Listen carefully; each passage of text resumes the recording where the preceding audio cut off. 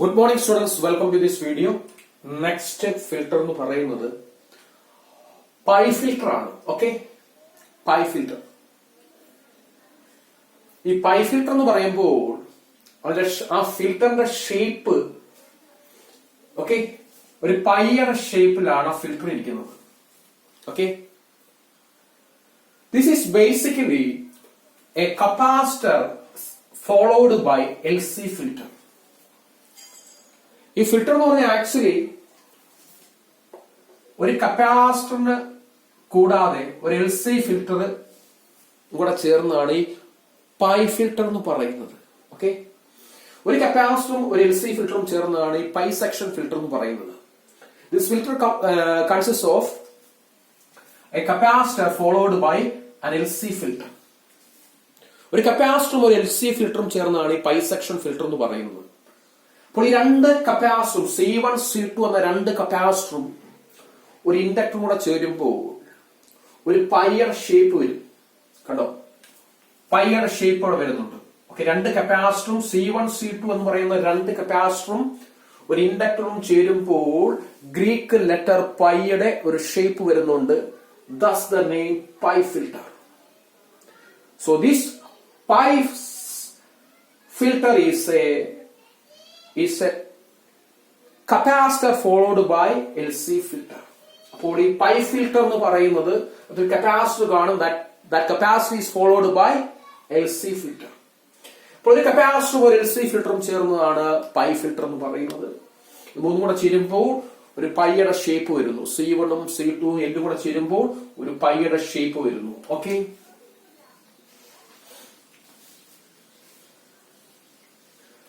Okay. ഈ rectifier output ആദ്യമേ direct ആയിട്ട് കണക്ട് ചെയ്യുന്നത് C1ലേക്കാണ്. ഓക്കെ, അത് കഴിഞ്ഞിട്ട് ആ റെക്ടിഫയർ ഔട്ട്പുട്ട് LC ഫിൽട്ടറിലേക്ക് പോകുന്നു. അപ്പോൾ ഇവിടെ ഒരു 2 സ്റ്റേജ് ഫിൽട്ടറിംഗ് ആണ് നടക്കുന്നത്. ആദ്യമേ ഈ റെക്ടിഫയർ ഔട്ട്പുട്ട് എന്ന് പറഞ്ഞു കഴിഞ്ഞാൽ that contains DC component as well as AC component. Rectifier ഔട്ട്പുട്ടിനകത്ത് DC കമ്പോണന്റും കാണും, AC കമ്പോണന്റും കാണും. Okay, this AC component is unwanted component. നമുക്ക് ആവശ്യമില്ല. റെക്ടിഫയറിന്റെ ഔട്ട്പുട്ടിൽ we want pure DC. നമുക്ക് വേണ്ടത് റെക്ടിഫയറിന്റെ ഔട്ട്പുട്ടിൽ പ്യുവർ DC ആണ് വേണ്ടത്. പക്ഷേ unfortunately this rectifier output contains DC component as well as AC component. നമുക്ക് വേണ്ടത് പ്യുവർ DC ആണെങ്കിലും സാധാരണഗതിയിൽ റെക്ടിഫയറിന്റെ ഔട്ട്പുട്ടിൽ DC കമ്പോണന്റും AC കമ്പോണന്റും കാണും. We have to remove that unwanted AC component from DC component. DC component നിന്ന് അനാവശ്യമായിട്ടുള്ള AC component നീക്കം ചെയ്യണം. ഓക്കെ, ആ അൺവാണ്ടഡ് AC component വിളിക്കുന്ന പേര് റിപ്പിൾസ് എന്നാണ്. We have to remove ripples. ഇവിടെ ഒരു 2 സ്റ്റേജ് ഫിൽട്ടറിംഗ് ആണ് നടക്കുന്നത്. ഓക്കെ, അപ്പോൾ ആദ്യമേ കപ്പാസിറ്ററിന്റെ ഒരു ഫിൽട്ടറിംഗ് നടക്കും. That is followed by LC filtering.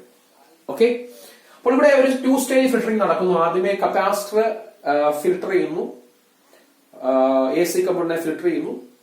അവശേഷിക്കുന്നതിനെ വീണ്ടും LC ഫിൽട്ടറും ഫിൽട്ടർ ചെയ്യുന്നു. അതുകൊണ്ട് 2 സ്റ്റേജ് ഫിൽട്ടറിംഗ് ഇവിടെ നടക്കുന്നുണ്ട്. ഓക്കെ, അപ്പോൾ output from this rectifier is directly feed into capacitor C1. Okay, അതായത് റെക്ടിഫയറിന്റെ ഔട്ട്പുട്ടിനെ നമ്മൾ കപ്പാസിറ്ററിലേക്ക് ഡയറക്റ്റ് ആയിട്ടാണ് ഫീഡ് ചെയ്യുന്നത്. ആ ഔട്ട്പുട്ടിനകത്ത് DC കമ്പോണന്റും കാണും, AC കമ്പോണന്റും കാണും. ഓക്കെ, നമുക്ക് കപ്പാസിറ്ററിന്റെ ഇൻഡക്ടറിന്റെ പ്രോപ്പർട്ടി അറിയാം. കപ്പാസിറ്റർ ACയെ പാസ് ചെയ്യും, DCയെ ബ്ലോക്ക് ചെയ്യും. ഇൻഡക്ടർ നേരെ മറിച്ചാണ്, DCയെ പാസ് ചെയ്യും, ACയെ ബ്ലോക്ക് ചെയ്യും. ഓക്കെ, അപ്പോൾ ദിസ് കപ്പാസിറ്ററിലേക്കാണ്, ഈ കപ്പാസിറ്റർ C1ലേക്കാണ് നമ്മൾ ഈ റെക്ടിഫയർ ഔട്ട്പുട്ടിനെ ഡയറക്റ്റ് ആയി ഫീഡ് ചെയ്യുന്നത്. Okay, this capacitor offers low reactance to AC component and infinite reactance to DC component. അതായത് കപ്പാസിറ്ററിന്റെ പ്രോപ്പർട്ടി എന്ന് പറഞ്ഞാൽ ACയെ കടത്തി വിടും. AC വരുമ്പോൾ ആ ACക്ക് ലോ റിയാക്ടൻസ് പാത്ത് ഓഫർ ചെയ്യും. അപ്പോൾ AC കമ്പോണന്റിന് കപ്പാസിറ്റർ ലോ റിയാക്ടൻസ് പാത്ത് ആണ്. ലോ റിയാക്ടൻസ് പാത്ത് ഓഫർ ചെയ്യും.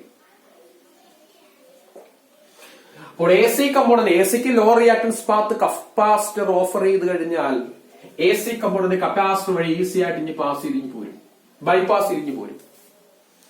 മറിച്ച് ഡി സി കമ്പോണന്റ് വരുമ്പോൾ കപ്പാസിറ്റർ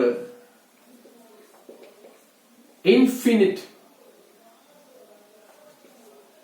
റിയാക്ടൻസ് ആണ് ഓഫർ ചെയ്യുന്നത്, ഇൻഫിനിറ്റ് റെസിസ്റ്റൻസ് ആണ് ഓഫർ ചെയ്യുന്നത്.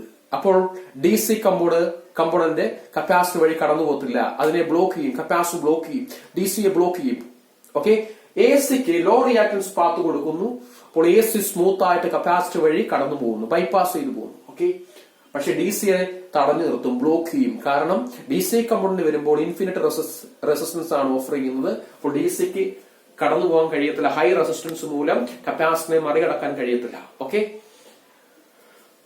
അപ്പോൾ ഈ റെക്ടിഫയറിൽ നിന്നുള്ള ഔട്ട്പുട്ട് വരുമ്പോൾ അതിനകത്തുള്ള എ സി കമ്പോണന്റ് നമുക്കറിയാം, കപ്പാസിറ്റർ എ സി കമ്പോണന്റ് വരുമ്പോൾ ലോ റിയാക്ടൻസ് പാത്താണ് ഓഫർ ചെയ്യുന്നത്, അതായത് പ്രതിരോധം കുറഞ്ഞ പാതയാണ് ഓഫർ ചെയ്യുന്നത്. സ്മൂത്ത് ആയ പാത്തായിരിക്കും ഓഫർ ചെയ്യുന്നത്, പ്രതിരോധം കുറഞ്ഞ, റെസിസ്റ്റൻസ് കുറഞ്ഞ, റിയാക്ടൻസ് കുറഞ്ഞ പാത്തായിരിക്കും ഈ capacitor A C component offer ചെയ്യുന്നത്. അപ്പോൾ എ സി കമ്പോണന്റ് ഈ കപ്പാസിറ്റർ വഴി ബൈപ്പാസ് ചെയ്തങ്ങ് പോകും. ഓക്കെ, അപ്പോൾ most of the AC component will bypass through this capacitor. അപ്പോൾ ഈ കപ്പാസിറ്റർ എങ്ങനെയാണ് എ സി കമ്പോണന്റിനെ റിമൂവ് ചെയ്യുന്നത് ചോദിച്ചു കഴിഞ്ഞാൽ, എ സി കമ്പോണന്റ് വരുമ്പോൾ ഒരു പ്രതിരോധം കുറഞ്ഞ ലോ റിയാക്ടൻസ് പാത്ത് ഓഫർ ചെയ്യും. അപ്പോൾ എ സി കമ്പോണന്റ് അതുവഴി ബൈപ്പാസ് ചെയ്തങ്ങ് പോകും, ഔട്ട്പുട്ടിലേക്ക് പോകാതെ കപ്പാസിറ്റർ വഴി ബൈപ്പാസ് ചെയ്തങ്ങ് പോകും, ഔട്ട്പുട്ടിലേക്ക് പോകില്ല. അപ്പോൾ ഈ റെക്ടിഫയറിന്റെ ഔട്ട്പുട്ടിനുള്ള ഭൂരിഭാഗം എ സി കമ്പോണന്റിനെ കപ്പാസിറ്റർ ഒരു ലോ റിയാക്ടൻസ്, പ്രതിരോധം കുറഞ്ഞൊരു പാത്ത് ഓഫർ ചെയ്യുന്നത് വഴി കപ്പാസിറ്റർ വഴി ബൈപ്പാസ് ചെയ്ത് കളയും.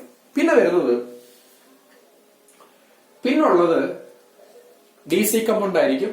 ഓക്കെ, ആ ഡി സി കമ്പോണന്റ് ചോക്കിലേക്ക് പോകും. ഓക്കെ, ഈ കപ്പാസിറ്ററും മൊത്തം എ സി കമ്പോണന്റിനെയും ബൈപ്പാസ് ചെയ്ത് കളയാൻ കഴിയില്ല. ഓക്കെ, മൊത്തം എ സി കമ്പോണന്റ്, അതായത് ഫുൾ റിപ്പിൾസിനെയും ബൈപ്പാസ് ചെയ്ത് കളയാൻ കപ്പാസിറ്റർ C1 കഴിയത്തില്ല. ഓക്കെ, കുറച്ച് എ സി കമ്പോണന്റ് പിന്നെ അവശേഷിക്കും. ഓക്കെ, അപ്പോൾ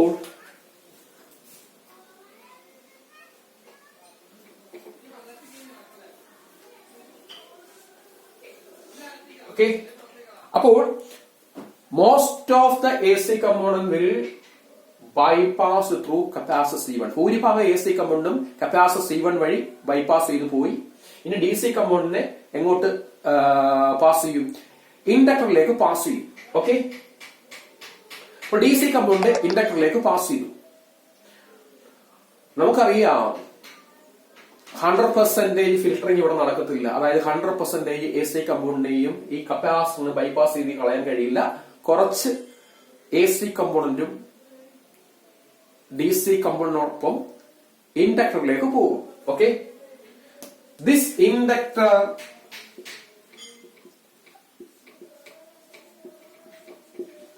L will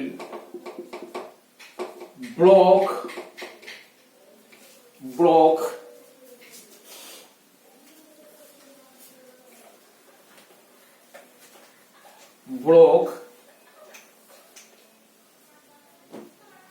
remaining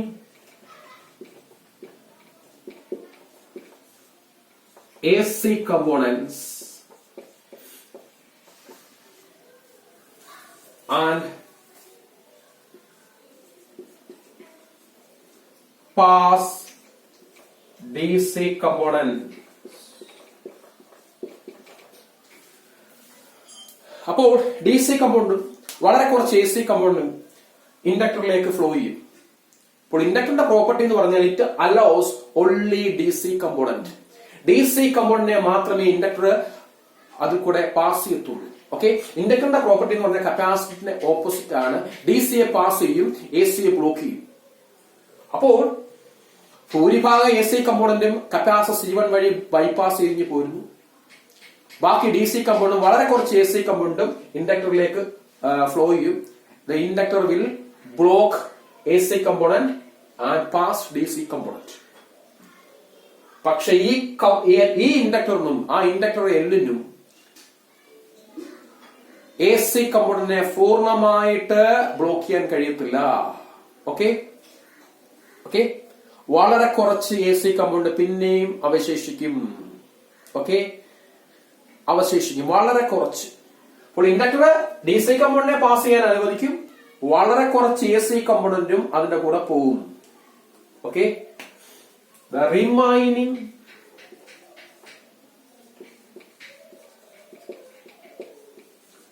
AC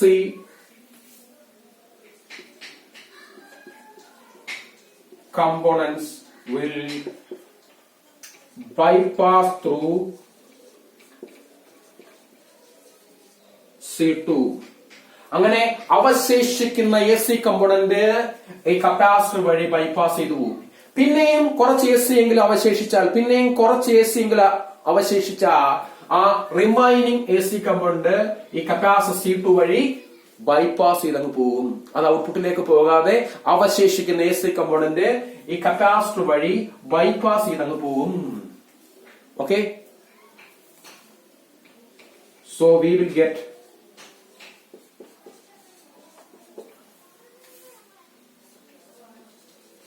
pure DC at the output. നമുക്ക് ഔട്ട്പുട്ടിൽ പ്യുവർ DC കിട്ടും. ഓക്കെ, അപ്പോൾ ഇവിടെ കപ്പാസിറ്റർ AC കമ്പോണന്റിനെ C1 ഉം C2 ഉം AC കമ്പോണന്റിനെ ബൈപ്പാസ് ചെയ്ത് കളഞ്ഞു. ഇൻഡക്ടർ AC കമ്പോണന്റിനെ ബ്ലോക്ക് ചെയ്തു. ഇങ്ങനെയാണ് AC കമ്പോണന്റിനെ പൈ ഫിൽട്ടർ ഉപയോഗിച്ച് റിമൂവ് ചെയ്യുന്നത്. We will get pure DC at the output. ഈ ഫിഗർ ഇൻഡിക്കേറ്റ് ചെയ്യുന്നത് ഫിൽറ്റേർഡ് ഔട്ട്പുട്ട് ആണ്. This figure indicates filtered output. നമുക്ക് ഔട്ട്പുട്ടിൽ കിട്ടുന്ന ഫിൽറ്റേർഡ് ഔട്ട്പുട്ട് ഇങ്ങനെയായിരിക്കും. ഓക്കെ.